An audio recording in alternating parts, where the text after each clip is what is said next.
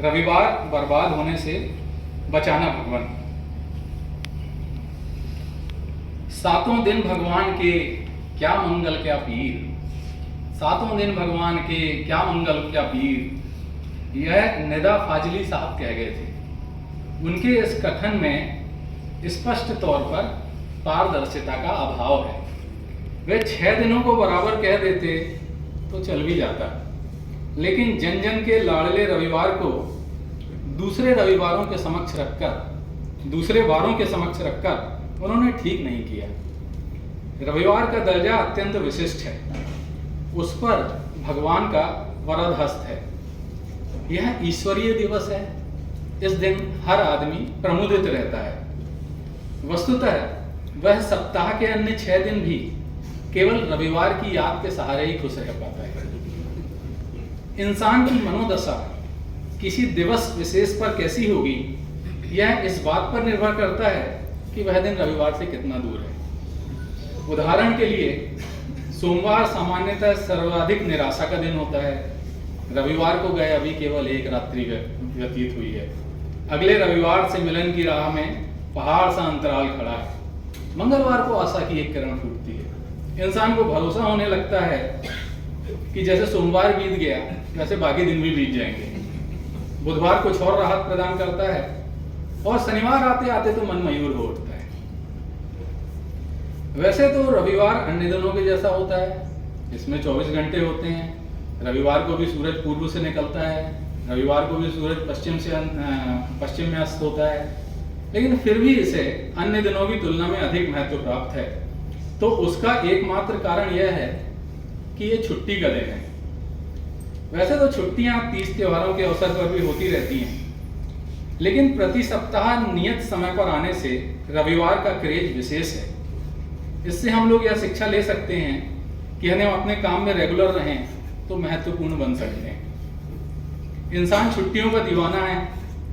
जनवरी में नया कैलेंडर आते ही लोग छुट्टियां देखने में भिड़ जाते हैं। कुछ विचारक छुट्टी के दिन को अकर्मण्यता से जोड़ते हैं।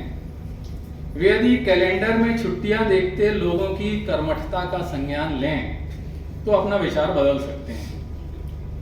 जनवरी में कैलेंडर के पन्ने पलटते लोगों के आनंदित चेहरों में पीड़ा की लकीरें उभरती रहती हैं। यह पीड़ा किसी त्योहार के दिन रविवार पड़ जाने से उपजी होती है। एक दिन की छुट्टी मारा जाना वाकई निराशाजनक है। कैलेंडर का अवलोकन पूर्ण कर वे बुलेटिन प्रसारित करते हैं, इस साल दशहरा और गुरु घासीदास जयंती की छुट्टी मारी गई भाई साहब, वगैरह वगैरह। मैं पंचांग बनाने वाले विद्वान पंडितों से अपील करना चाहूंगा कि यदि रविवार पड़ने पर त्योहार भी पड़ता हो तो उसे एक दिन आगे पीछे करने की व्यवस्था बना लेनी चाहिए। जन भावनाओं का सम्मान करना भी तो पांडित्य का एक अंग है। प्राचीन काल में रविवार को मंगलमय बनाने की पूरी जिम्मेदारी दूरदर्शन की होती थी। उन दिनों रविवार का मतलब होता था रंगोली से शुरू होकर फीचर फिल्म समाप्त होने तक का समय। हर थोड़े अंतराल के बाद ऊपर एंटीना घुमाने से व्यायाम का डोज भी मिल जाता था। आधुनिक समय में रविवार विभिन्न तरीकों से व्यतीत किए जाते हैं। इनमें दिन भर मोबाइल में घुसे रहना सर्वाधिक लोकप्रिय है। रविवार को इतवार भी कहा जाता है। जिस प्रकार इस दिन लोग मैकडोनाल्ड और डोमिनोज आदि में धावा बोलते हैं, उससे महसूस होता है कि कुछ समय बाद यह अपभ्रंश होकर ईटवार कहलाएगा। प्राचीन से अर्वाचीन तक रविवार की एक विशेषता में कोई बदलाव नहीं आया है, वह है सोने का आनंद। यूं तो लोग सप्ताह भर कार्यालय की कुर्सियों में झपकी मारने का काम करते हैं, लेकिन भाई साहब पसर कर सोने की बात ही कुछ और होती है।